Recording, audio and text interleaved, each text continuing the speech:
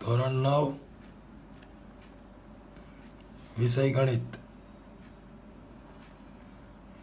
પહેલું ચેપ્ટર સંખ્યા પદ્ધતિ. આમ તો આ ચેપ્ટરની અંદર તમે થોડું ઘણું 8મા ધોરણમાં ભણેલા જ છો. અહીંયા થોડું વિશેષ આવે છે. તો સૌથી પહેલાં આપણે પહેલા જ લેક્ચરની અંદર ધોરણ 8નું જે આપણે ભણેલા છીએ એમનું થોડું રિવિઝન કરશું, પછી ધોરણ 9ની અંદર જશું. સૌથી પહેલા સંખ્યાઓ, જુદા જુદા પ્રકારની સંખ્યાઓ વિશે તમે ધોરણ 8માં ભણ્યા છો. જેમ કે પ્રાકૃતિક સંખ્યા. પ્રાકૃતિક સંખ્યાને દર્શાવાય n વડે. આ પ્રાકૃતિક સંખ્યાઓમાં કઈ સંખ્યાઓનો સમાવેશ થાય? તો કે 1 થી લઈ 1 2 3 4 5 થી લઈને અનંત સુધીની સંખ્યાઓનો સમાવેશ થાય છે. બીજી સંખ્યા જોઈએ, પૂર્ણ સંખ્યા. પૂર્ણ સંખ્યાને દર્શાવાય w વડે. જેની અંદર કઈ સંખ્યાઓનો સમાવેશ થશે? તો કે આ બધી પ્રાકૃતિક સંખ્યાઓનો તો સમાવેશ થશે જ, પ્લસ એક વધારાની સંખ્યા 0 નો પણ સમાવેશ થશે. એટલે કે કઈ સંખ્યા બનશે? 0 1 2 3 4 થી લઈને અનંત સુધી. એના પછીની ત્રીજી સંખ્યા પૂર્ણાંક સંખ્યા. પૂર્ણાંક સંખ્યાને દર્શાવાય z વડે. જેની અંદર કઈ સંખ્યાઓનો સમાવેશ થશે? તો કે દરેક પૂર્ણ સંખ્યા તો આવશે જ. પૂર્ણ સંખ્યાની અંદર બધી ધન સંખ્યાઓ હતી અને 0 હતો. જ્યારે પૂર્ણાંક સંખ્યાઓની અંદર ઋણ સંખ્યાઓ પણ આવશે. એટલે કે માઇનસમાં અનંત, -3, -2, -1, 0 પ્લસમાં પણ અનંત, 1 2 3 4 અનંત સુધીની સંખ્યાઓ. એના પછી તમે 8મા ધોરણમાં એક સંખ્યા જોઈ છે, સમય સંખ્યા. સમય સંખ્યાની અંદર કઈ સંખ્યાનો સમાવેશ થશે? પહેલા તો એને દર્શાવશું શેના વડે? તો કે q વડે. સમય સંખ્યામાં કઈ સંખ્યાઓનો સમાવેશ થશે? તો કે જે સંખ્યાને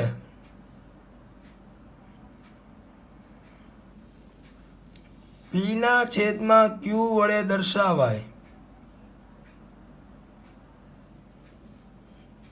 તે તમામ સંખ્યાઓને સમય સંખ્યા કહેવાય. તો કે આ p/q શું છે? p/q એટલે કે અંશ અને છેદ વડે દર્શાવાતી હોવી જોઈએ. એટલે કે અપૂર્ણાંક સંખ્યાઓ એ પણ બધી સમય સંખ્યાઓમાં આવશે. તો સમય સંખ્યાઓમાં કઈ કઈ સંખ્યાઓ આવશે? તો પહેલી સંખ્યા દરેક પ્રાકૃતિક છે એ સમય સંખ્યા છે? તો કે હા છે. દરેક પ્રાકૃતિક સંખ્યા સમય સંખ્યા છે. કેમ? તો કે એને p/q વડે દર્શાવાય. દાખલા તરીકે 6 છે, 6. તો કે સાહેબ એને આ તો ઉપરનો અંશ જ છે, છેદ નથી. પણ તમે છેદની અંદર 1 લખી શકો તો આ સમય સંખ્યા થઈ ગઈ. દરેક પ્રાકૃતિક સંખ્યા, પૂર્ણ સંખ્યા. પૂર્ણ સંખ્યાની અંદર એક જ વધારે થશે. કોણ? તો કે 0 પણ સમય સંખ્યા જ છે. એના પછી દરેક પૂર્ણાંક સંખ્યા. આની જેમ જ આ બધી સંખ્યાઓના છેદમાં તમે 1 લખી શકો. એટલે એનો મતલબ એ પણ સમય સંખ્યા છે. આ ત્રણને તો કહેવાય જ. હવે વધારાની કઈ? તો કે પોઈન્ટ વાળી. આપણે સરળ શબ્દમાં લખ્યું પોઈન્ટ વાળી, હકીકતે કહેવાય એને દશાંશ ચિહ્ન વાળી. દશાંશ ચિહ્ન વાળી દરેક સંખ્યા છે એ સમય સંખ્યા છે. ઉદાહરણ તરીકે લઈએ 6.2. તો કે આને અંશ અને છેદમાં કેમ લખવું? તો કે 62/10. અને છેદ ઉડાડીએ તો 31/5. આ સમય સંખ્યા જ છે. એના પછીની દરેક અપૂર્ણાંક સંખ્યા, અપૂર્ણાંક એટલે અંશ અને છેદ આવતો હોય એવો, 3/2, 2/3. જેનો અંશ મોટો હોય એને મિશ્ર સંખ્યામાં ફેરવવી પડે. અને મિશ્ર સંખ્યામાં ફેરવી તો એક પૂર્ણાંક 1/2. તમે આગળના ધોરણમાં ભણી જ ગયા છે, છતાં આપણે એકવાર વાત કરી દઈએ. અંશમાં 3, છેદમાં 2, 2 એકા 2, શેષ વૈધી 1. છેદ હોય એ છેદ જ રહેશે, શેષ વૈધી હોય એ અહીંયા અંશમાં આવશે, અને ભાગફળ હશે તે અહીંયા આગળ આવશે. એટલે કે આ અપૂર્ણાંક સંખ્યા પણ સમય સંખ્યા છે. હજી એક સમય સંખ્યા છે, એ કઈ? તો કે અનંત આવૃત દશાંશ અભિવ્યક્તિ. નામ થોડું અઘરું છે પણ યાદ રાખશું કઈ રીતે. તો કે અનંત, અનંત મતલબ કે અનંત સુધી જશે. આવૃત, આવૃત એટલે એનું પાછું પુનરાવર્તન થતું હોય. દશાંશ એટલે પોઈન્ટ વાળી. અભિવ્યક્તિ એટલે કે સંખ્યા. પાછું બોલું છું, અનંત સુધી જનારી, પાછી પુનરાવર્તિત થનારી પોઈન્ટ વાળી સંખ્યા, જેને કહેવાય અનંત આવૃત દશાંશ અભિવ્યક્તિ, એ સમય સંખ્યા છે. આવું એક ઉદાહરણ લઈએ. 2.31 31 31. જો આ સંખ્યા આ ચાલે જ રાખવાની, 31 31 31. એટલે કે અનંત સુધી જવાની છે. હા, પોઈન્ટ વાળી છે. પાછું જો પુનરાવર્તન થાય છે, 31 31 ટુ પુનરાવર્તન થાય છે, પોઈન્ટ વાળી છે. આવી સંખ્યા જેને કહેવાય અનંત આવૃત દશાંશ અભિવ્યક્તિ. અનંત આવૃત દશાંશ અભિવ્યક્તિ આ જે છે આને આ રીતે લખી શકાય. 2.31 જેટલી જે સંખ્યાનું પુનરાવર્તન થતું હોય એ સંખ્યા ઉપર 12. આ રીતે લખી શકાય. તો આ સમય સંખ્યા છે. તો સમય સંખ્યા દરેક પ્રાકૃતિક સંખ્યા સમય સંખ્યા છે. દરેક પૂર્ણ સંખ્યા સમય સંખ્યા છે. દરેક પૂર્ણાંક સંખ્યા સમય સંખ્યા છે. દરેક દશાંશ પૂર્ણાંક, દશાંશ પૂર્ણાંક એટલે પોઈન્ટ વાળી, દશાંશ ચિહ્ન વાળી દરેક અપૂર્ણાંક સંખ્યા અને અનંત આવૃત દશાંશ અભિવ્યક્તિ, આ બધી જ સંખ્યાઓ સમય સંખ્યા છે.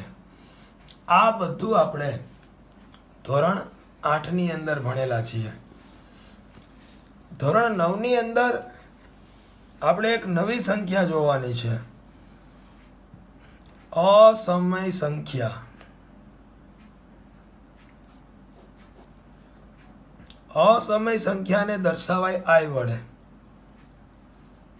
અસમય સંખ્યા કોને કહેવાય? તો કે જે સમય સંખ્યા નથી.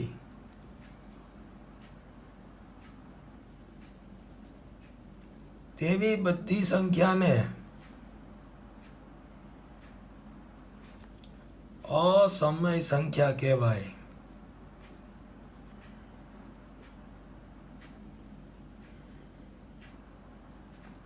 તો કે ભાઈ સમય કોણ નથી?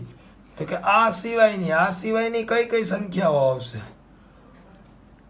તો કે આ સિવાયની વર્ગમૂળ, ઘનમૂળ.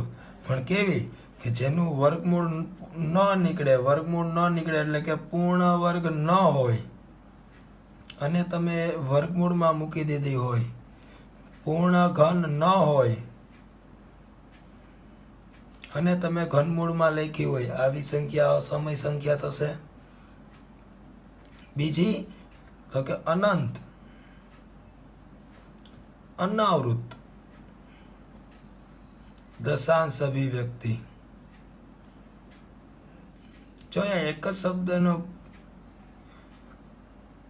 ફેરફાર છે, અહીંયા આવૃત છે, અહીંયા અનાવૃત છે, એટલે કે અહીંયા એકને એક સંખ્યા પુનરાવર્તન થશે, અહીંયા એકને એક સંખ્યા પુનરાવર્તન નહીં થાય. એક એક્ઝામ્પલ લખીએ. 3.01 001 00001. જો અહીંયા 01 નું પુનરાવર્તન નથી થતું, 31 નું પુનરાવર્તન થતું હતું, અહીંયા એકને એક સંખ્યાનું પુનરાવર્તન નથી થતું. તો આ કહેવાશે અનંત, અનાવૃત. આવી બધી સંખ્યાઓ અસમય સંખ્યા છે. અને છેલ્લી સંખ્યા જોવાની છે, વાસ્તવિક સંખ્યા.